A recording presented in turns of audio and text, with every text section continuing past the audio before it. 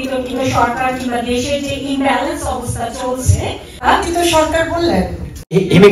Himika kindly আপনি বলছেন, আমি আপনার আনসার দিয়েছি। আর বিভিন্ন জটিল প্রশ্ন ইতিমধ্যে অনেকে করে ফেলেছেন। আপনি সাহসিকতার সাথে আজকে আমাদের এই যে মুখোমুখি হয়েছেন এরকম একটা বিতর্কিত বলবো বিতর্কিত সরকার কিংবা দেশের যে ইমব্যালেন্স অবস্থা চলছে বিভিন্ন বিতর্কিত এবং অপ্রাসঙ্গিক এবং অ্যাটাকিং কোয়েশ্চেনের আনসার আপনি করছেন। আপনার প্রতি কৃতজ্ঞতা। বিতর্কিত সরকার বললেন, বিতর্কিত সরকার মানে দেশ এখন যে অবস্থায় আছে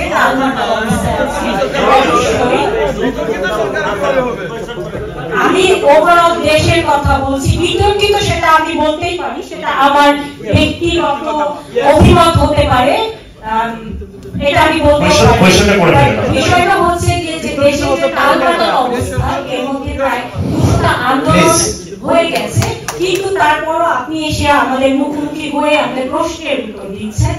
আপনার প্রতি কৃতজ্ঞতা।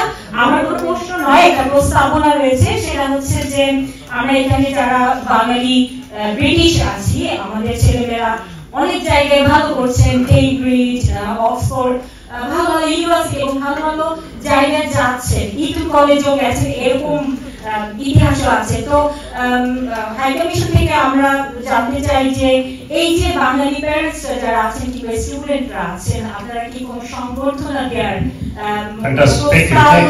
নিতে পারেন? উনি আমার মনে কারেক্ট করি, উনি যেটা বলতে চাচ্ছে যে আমরা কারেন্ট গভর্নমেন্ট একটা অনিশ্চয়তার মধ্যে যাচ্ছে, কতদিন থাকবে।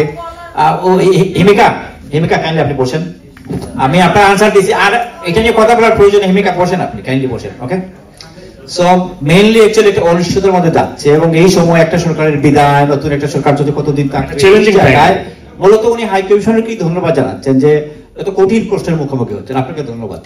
একজন আপু প্রশ্ন তার মন্তব্য করেছেন যে অবৈধ সরকার কি বিতর্কিত সরকার। আমার মনে হয় এটা একটা মানে আমি আমার ব্যক্তিগত তরফ থেকে আমি রেসপন্স দিচ্ছি যে বাংলাদেশে ১,৫০০ মানুষ রাস্তায় গুলি খেয়ে মারা গেছে, ২,৫০০-এর বেশি মানুষ আহত হয়েছে। সেই দেশের মানুষ যে সরকারকে ইনস্টল করেছে তাদেরকে যদি বিতর্কিত সরকার বলা হয়, হয়তো আপনার ব্যক্তিগত মতামত থাকতে পারে, আপনার you are free to express everything, কিন্তু বিষয়টা আপনার ভেবে দেখা দরকার যে বিতর্কিত কি সরকার নাকি বিতর্কিত মন্তব্য আপনি করছেন। Thank you.